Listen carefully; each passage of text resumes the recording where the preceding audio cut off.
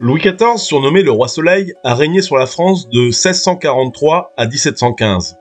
Son règne est marqué par l'instauration de la monarchie absolue, où le roi détient tous les pouvoirs, l'exécutif, le législatif et la puissance judiciaire. Le règne de Louis XIV reste donc marqué par l'image d'un roi absolu et d'un État puissant, donnant à cette période le nom de Grand Siècle. Investi très jeune dans ses fonctions, éduqué par le cardinal Mazarin, le Roi Soleil incarne les principes de l'absolutisme. Monarque de droit divin, le roi est le lieutenant de Dieu sur terre. C'est en ce sens qu'il est dit absolutiste, ce qui, en latin, signifie délié de tout lien. Il n'a de compte à rendre qu'à Dieu.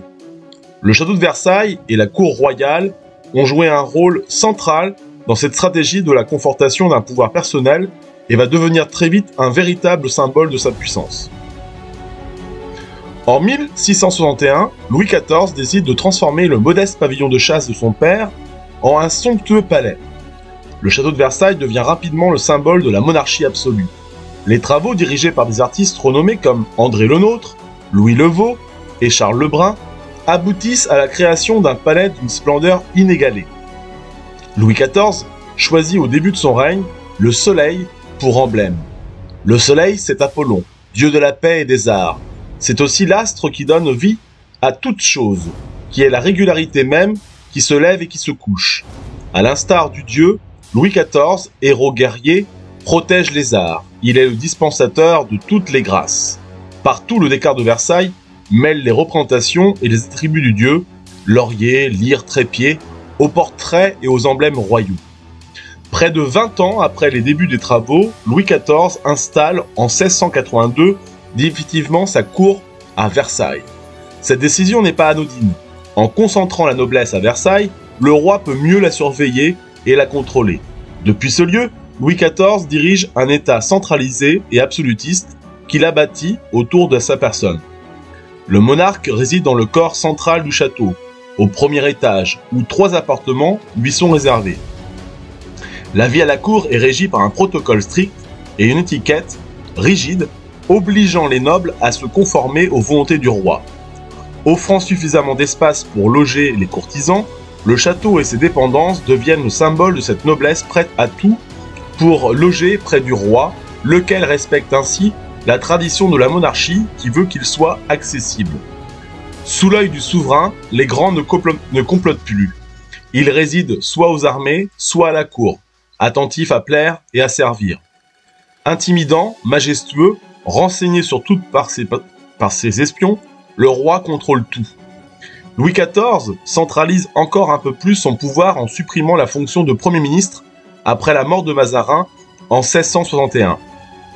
Il préside ainsi, personnellement, les conseils et prend toutes les décisions importantes.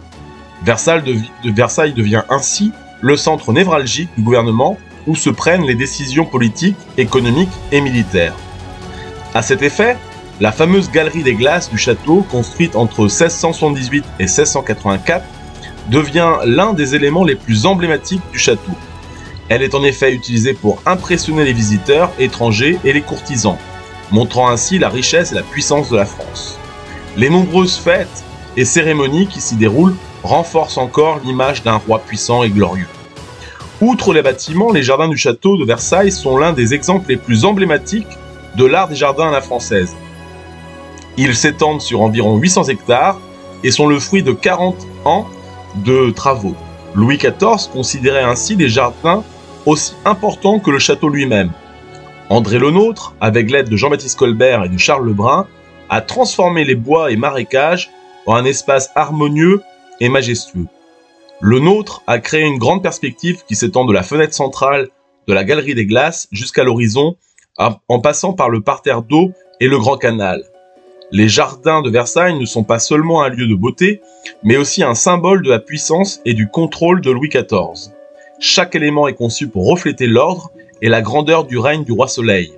Les fêtes somptueuses et les spectacles organisés dans les jardins renforçaient ainsi l'image d'un roi puissant et magnanime. Le château de Versailles et la cour royale ont été des instruments essentiels dans la stratégie de Louis XIV pour asseoir son pouvoir absolu. En centralisant la noblesse et en contrôlant tous les aspects de la vie à la cour, Louis XIV a réussi à renforcer son autorité et à faire de Versailles le symbole éclatant de la monarchie absolue.